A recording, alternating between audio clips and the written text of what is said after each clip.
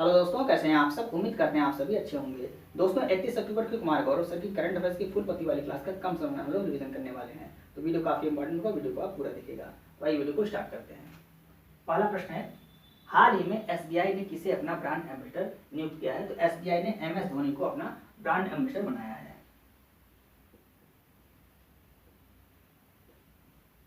महेंद्र सिंह धोनी को एसबीआई ने अपना ब्रांड एम्बेसडर बनाया है। एसबीआई की स्थापना कब हुई? 1 जुलाई 1955 को एसबीआई की स्थापना हुई।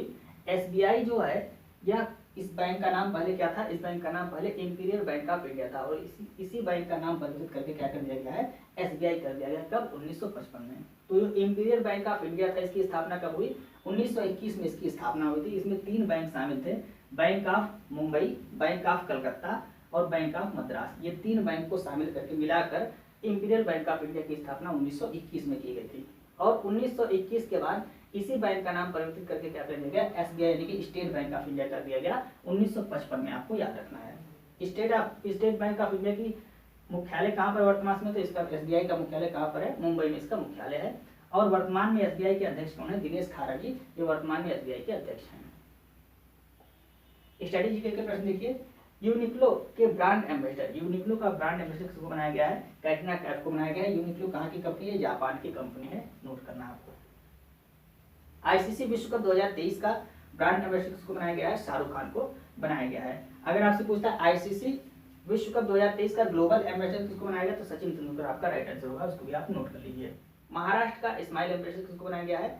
सचिन तेंदुलकर जी को बनाया गया है। गुच्ची की वैश्विक एम्बेसडर किसको बनाया गया है? आलिया भट्ट को बनाया गया है। चुनाव आयोग का राष्ट्रीय आइकन किसको बनाया गया है? राजकुमार राव को बनाया गया है। सभी इंपॉर्टेंट है, आपको याद रखना है। आपको कमेंट करके बताना है प्यूमा इंडिया का नया एम्बेसडर, नया ब्रांड एम्बेसडर किसको बनाया गया है। अभी आपको बताया गया हाल ही में, इसका आपको कमेंट करके बताना है कि प्यूमा इंडिया का नया ब्रांड एम्बेसडर किसको बनाया गया है। नेक्स्ट प्रश्न देखते हैं। एआई का मतलब क्या? Artificial intelligence. तो आर्टिफिशियल इंटेलिजेंस सुरक्षा पर आधारित पहला वैश्विक नेताओं का शिखर सम्मेलन कहां पर आयोजित होगा? तो इसका आयोजन यूके यानी कि यूनाइटेड किंगडम में होगा।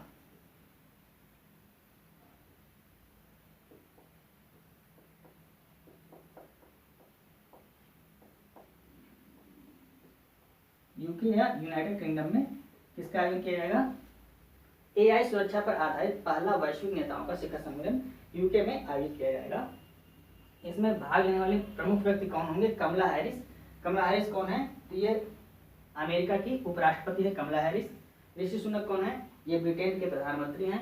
उर्सुला वांडोर ये कौन है? ये यूरोपीय, ईयू का मतलब यूरोपीय यूनियन की हेड हैं, ये भी आपको याद रखना है। और एंटोनियो गुटेरस ये कौन है? यूएनओ के महासचिव हैं। तो ये चारों लोग प्रमुख व्यक्ति हैं, इनका नाम आपको याद रखना है। इनके अलावा अन्य लोग भी शामिल होंगे, लेकिन इन चारों लोग का नाम आपको याद रखना है। स्टडी के प्रश्न देखिए। इंडिया स्मार्ट सिटी कॉन्क्लेव 2023 का आयोजन कहां पर किया गया? इंदौर में इसका आयोजन किया गया। किसानों के अधिकारों के लिए पहली वैश्विक संगोष्ठी का आयोजन कहां पर किया गया? नई दिल्ली में इसका आयोजन किया गया।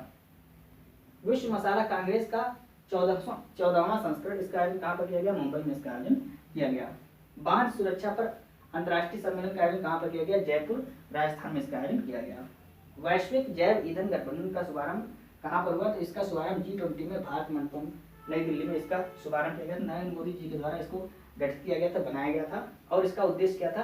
पेट्रोल में 20% एथेनॉल मिलाना इसका उद्देश्य था, यदि आपको याद रखना है। आइए हम नेक्स्ट प्रश्न को डिस्कस करते हैं। तीसरा प्रश्न है, हाल ही में FATF ने किसे ग्रे लिस्ट से बाहर किया है? तो 4 देशों को FATF ने ग्रे लिस्ट से बाहर किया है। 4 देश कौन कौन से हैं? केमैन आइलैंड, पनामा, जॉर्डन और अल्बानिया, ये 4 देश हैं। केमैन आइलैंड, पनामा, जॉर्डन और अल्बानिया, ये 4 देश हैं जिनको ग्रे लिस्ट से बाहर कर दिया किसने? FATF। FATF का फुल फॉर्म क्या होता है? फाइनेंशियल एक्शन टास्क फोर्स, ये FATF का फुल फॉर्म होता है। और किसे नया शामिल किया गया ग्रे लिस्ट में? तो बुल्गारिया को शामिल कर लिया गया। 4 देश को निकाल दिया गया है और बुल्गारिया को ग्रे लिस्ट में डाल दिया गया है। FATF, इसके बारे में देख लेते हैं। फाइनेंशियल एक्शन टास्क फोर्स उसका फुल फॉर्म होता है। इसकी स्थापना 1989 में हुई और मुख्यालय इसका कहाँ पर है? ब्रुसेल्स बेल्जियम में इसका मुख्यालय है। हेड इसके अध्यक्ष कौन है? तो टी राजा कुमार इसके अध्यक्ष हैं। ये सिंगापुर के रहने वाले हैं, यह भी आपको याद रखना है। इस समय ज्यादातर पूछ रहा है कि कहाँ के हैं, अध्यक्ष कहाँ के रहने वाले हैं, ये ज़्यादा पूछता है, तो सिंगापुर के रहने वाले हैं, आपको याद रखना है। कार्य क्या है इसका, तो आतंकवाद की फंडिंग को रोकना इसका कार्य है, और इसके लिए दो प्रकार की लिस्ट जारी करता है, एक ब्लैक लिस्ट जारी करता है और एक ग्रे लिस्ट जारी करता है। तो ब्लैक लिस्ट में कौन से लोग होंगे, ऐसे लोग जो आतंकवाद को फंडिंग करते हैं वो ब्लैक लिस्ट में होंगे, और जिनसे आतंकवाद को फंडिंग करने की संभावना होती है वो ग्रे लिस्ट में होते हैं। तो ब्लैक लिस्ट में कौन कौन से देश हैं, वर्तमान समय में 3 देश हैं, उत्तर कोरिया, म्यांमार और ईरान। ये 3 देश हैं जो ब्लैक लिस्ट में शामिल है। किसके, FATF की ब्लैक लिस्ट में 3 देश हैं। और अभी हाल ही में ग्रे लिस्ट में किसको डाला गया है, तो बुल्गारिया को ग्रे लिस्ट में डाल दिया गया है, और 4 देशों को ग्रे लिस्ट से बाहर कर दिया गया है। कौन कौन से देश हैं, केमैन आइलैंड, पनामा, जॉर्डन और अल्बानिया, ये 4 देश बाहर हो गए हैं। FATF का नवीनतम सदस्य कौन है, इंडोनेशिया, ये FATF का नवीनतम सदस्य बना है। और 2022 में FATF ने किस देश को निलंबित किया था, तो रूस को निलंबित कर दिया था, यह भी आपको याद रखना है। स्ट्रैटेजी के प्रश्न देखिए, आसियान का नवीनतम सदस्य किसको बनाया गया है, तिमोर लिस्ते को 11वां सदस्य बनाया गया है। G20 का नवीनतम सदस्य किसको बनाया गया है, अफ्रीकन यूनियन AU को नवीनतम सदस्य बनाया गया है। ये इसमें कुल 55 अफ्रीकी देश शामिल हैं, और आपको कमेंट करके बताना है कि अफ्रीकन यूनियन का मुख्यालय कहाँ पर है, इसका अफ्रीकन यूनियन का हेडक्वार्टर कहाँ पर, ये आपको कमेंट करके बताना है। नाटो में कौन सा नवीनतम सदस्य जोड़ा गया है, 31वां सदस्य फिनलैंड को जोड़ा गया है। SCO का 9वां सदस्य किसको बनाया गया है, ईरान को बनाया गया है। नंबर ये आप याद रखिएगा, ये आपका 11वां तिमोर लिस्ते आसियान का 11वां सदस्य है। और G20 इसमें पहले कुल 19 देश और एक अंतर्राष्ट्रीय संगठन शामिल था, और अब ये क्या हो गया, 2 अंतर्राष्ट्रीय संगठन हो गए। आपको याद रखना है 19 देश हैं लेकिन 2 अंतर्राष्ट्रीय संगठन हो गए हैं। तो G20 के बारे में आपको यहाँ याद रखना है कि 19 देश और 2 अंतर्राष्ट्रीय संगठन इसमें शामिल हैं। नाटो में ये 31वां सदस्य बना हुआ है, और ये SCO का 9वां सदस्य बना हुआ है। ब्रिक्स में अभी हाल ही में 6 देश शामिल हुए हैं। कौन कौन से हैं, ईरान, मिस्र, UAE यानी कि संयुक्त अरब अमीरात, सऊदी अरब, अर्जेंटीना और इथियोपिया, ये 6 देश शामिल हुए हैं, आपको याद रखना है। तो ब्रिक्स में कितने देश शामिल हुए हैं, 6 देश शामिल हो गए हैं। ये प्रश्न आपकी PET 2023 की परीक्षा में भी 2 दिन पहले पूछा गया था। नेक्स्ट प्रश्न है, प्रतिवर्ष विश्व शहर दिवस कब मनाया जाता है, 31 अक्टूबर को यह मनाया जाता है।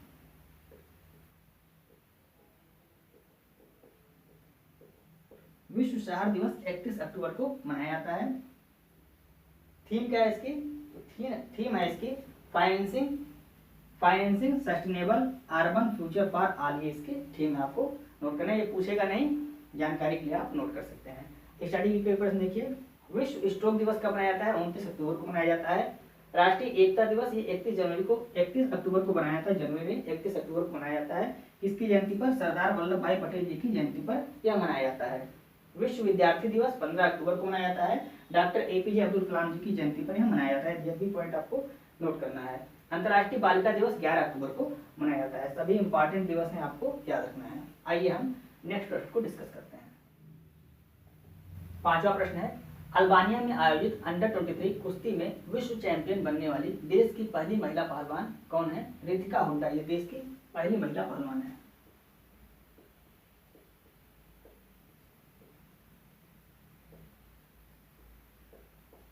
रितिका हुड्डा ये हरियाणा की रहने वाली हैं और देश की पहली महिला पहलवान बन गई हैं। कौन सा प्रतियोगिता जीतने वाली, तो अल्बानिया में आयोजित अंडर-23 कुश्ती विश्व चैंपियनशिप जीतने वाली पहली महिला बन गई हैं। उपविजेता इसमें कौन रहा है, कैनेडी ब्लेड्स, ये अमेरिका की हैं, ये उपविजेता रही हैं, मतलब इनको हराकर यह विजेता बन गई है। रितिका हुड्डा ने किसको हराया है, कैनेडी ब्लेड्स को हराया। ये अमेरिका की रहने वाली हैं और ये कहाँ की हैं, ये हरियाणा की रहने वाली हैं। सेकेंड भारतीय पहलवान है, ये दूसरी भारतीय पहलवान बनी है और पहली भारतीय महिला पहलवान बनी है, यानी कि महिलाओं में पहली महिला है। और अगर आपसे कहा जाए कौन सी भारतीय पहलवान है, तो दूसरी भारतीय पहलवान है। इससे पहले भारतीय पहलवान कौन थे, अमन सहरावत ने भी यह खिताब जीता था और यह दूसरी पहलवान बन गई है रितिका हुड्डा, और पहली महिला पहलवान बन गई है। स्टडी जीके के प्रश्न देखिए, यहाँ पर अगर आपसे पूछता है कि अल्बानिया की राजधानी क्या है, तो अल्बानिया की राजधानी क्या है,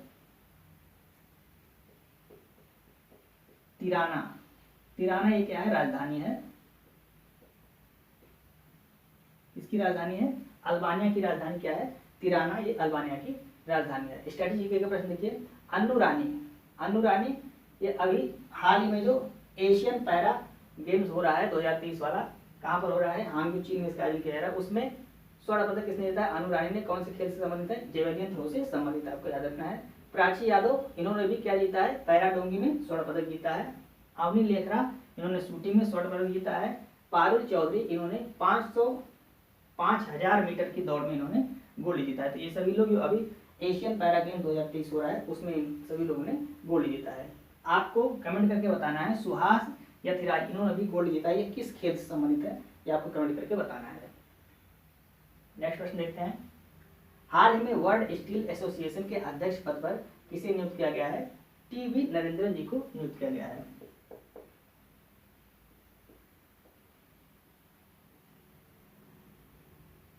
टीवी नरेंद्रन जी को नियुक्त किया गया है।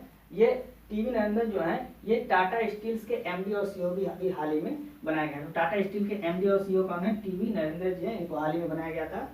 और वर्ल्ड स्टील एसोसिएशन के उपाध्यक्ष पद पर किसे नियुक्त किया गया है? टीवी नरेंद्रन जी को नियुक्त किया गया है।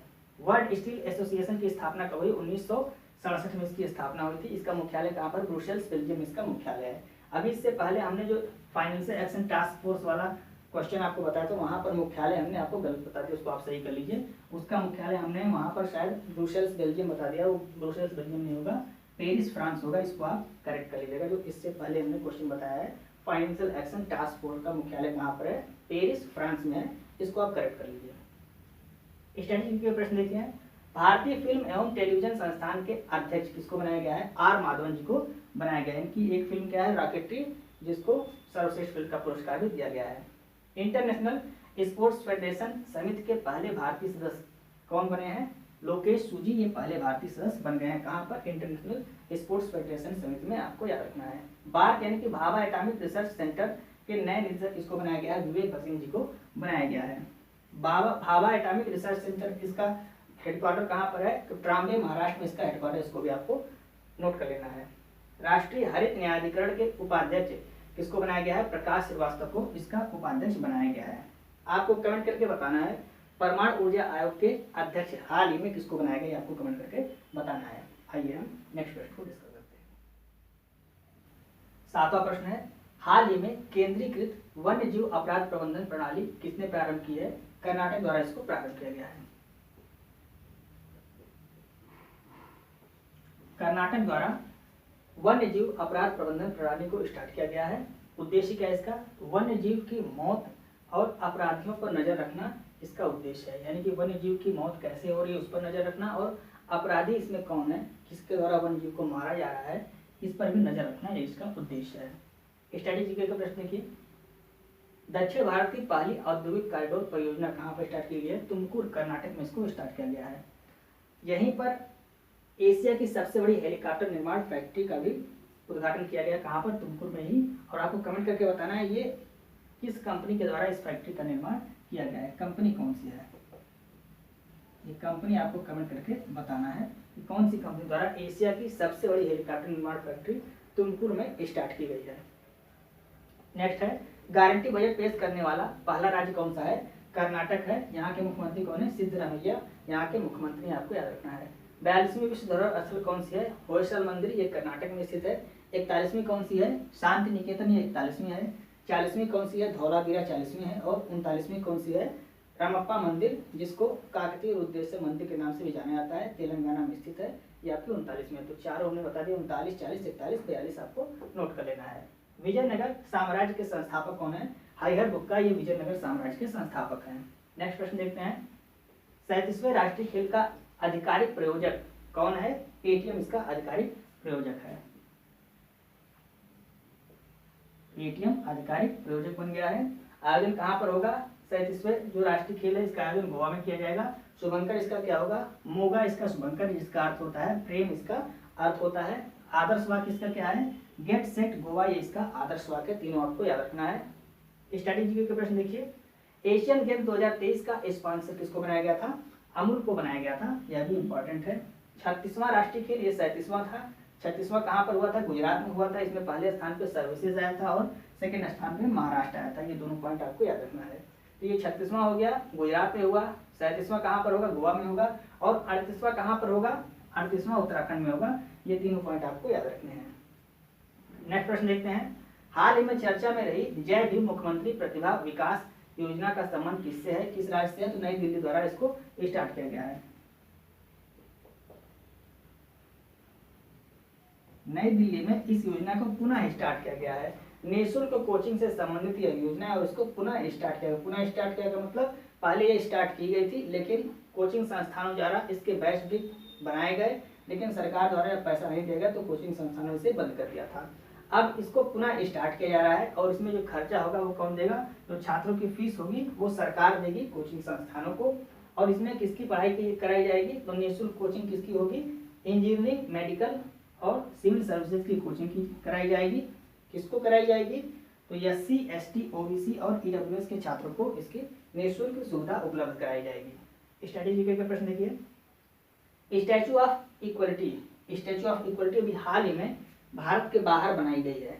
कहाँ पर, अमेरिका में बनाई गई है। पहली भारत के बाहर स्टैचू ऑफ इक्वलिटी कहाँ बनाई गई है, अमेरिका में बनाई गई है और डॉक्टर भीमराव अम्बेडकर की यह प्रतिमा है, आपको याद रखना है। और अगर आपसे पूछता है भारत में स्टैचू ऑफ इक्वलिटी हैदराबाद में बनाई गई है और किसकी प्रतिमा है, संत रामानुजाचार्य की प्रतिमा है। दोनों आपको याद रखना है, इंपॉर्टेंट है, क्योंकि भारत में भी बनी हुई है स्टैचू ऑफ इक्वलिटी और भारत के बाहर भी बनी है स्टैचू ऑफ इक्वलिटी। दोनों में यहाँ पे जो भारत के बाहर बनी हो डॉक्टर भीमराव अम्बेडकर जी की प्रतिमा है और जो भारत में बनी हो संत रामानुजाचार्य जी की प्रतिमा है। दोनों आपको याद रखना है। स्टैचू ऑफ नॉलेज, हो सकता है ये दिख ना रहा आपको, लेकिन स्टैचू ऑफ नॉलेज आप देख लीजिए, हम बोल रहे हैं ये कहाँ पर बनाया गया, लातूर महाराष्ट्र में इसको बनाया गया है और ये किसकी प्रतिमा है, डॉक्टर भीमराव अम्बेडकर जी की प्रतिमा है, तो इसको भी आप नोट कर सकते हैं। आइए हम नेक्स्ट प्रश्न को डिस्कस करते हैं। 10वां प्रश्न है, 16वां भारतीय नगरीय परिवहन सम्मेलन कहाँ पर हुआ, इसका आयोजन नई दिल्ली में किया गया।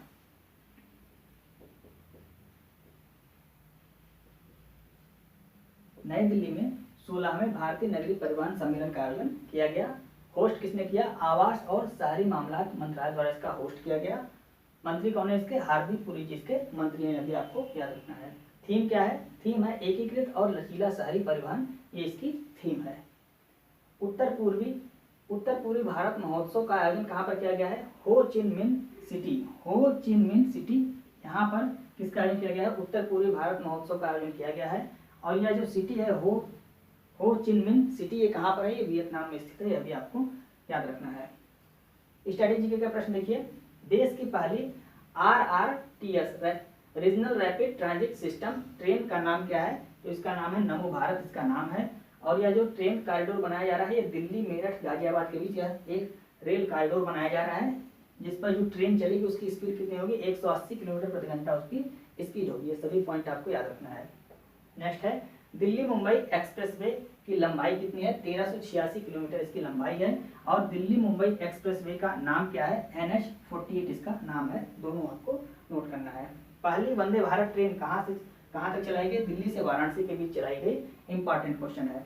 विश्व सड़क कांग्रेस का आयोजन कहाँ पर किया गया, प्राग, चेक रिपब्लिक में इसका आयोजन किया गया। तो ये थी फूल पत्ती वाली क्लास के 10 महत्वपूर्ण प्रश्न, इसको हमने कम समय में आपको रिवाइज कराने की पूरी कोशिश की। उम्मीद है आपको वीडियो अच्छी लगी होगी। यदि आपको वीडियो अच्छी लगी तो आप इसे अपने दोस्तों को जरूर शेयर करें और वीडियो को लाइक और सब्सक्राइब करना ना भूलें। अगर आपको इस क्लास की PDF चाहिए तो आप हमारे Telegram channel RK computer class को ज्वाइन कर सकते हैं, जिसका लिंक आपको इस वीडियो के डिस्क्रिप्शन में मिल जाएगा। आप वहां से टेलीग्राम चैनल को ज्वाइन करके PDF को प्राप्त कर सकते हैं। मिलते हैं नेक्स्ट वीडियो में। जय हिंद।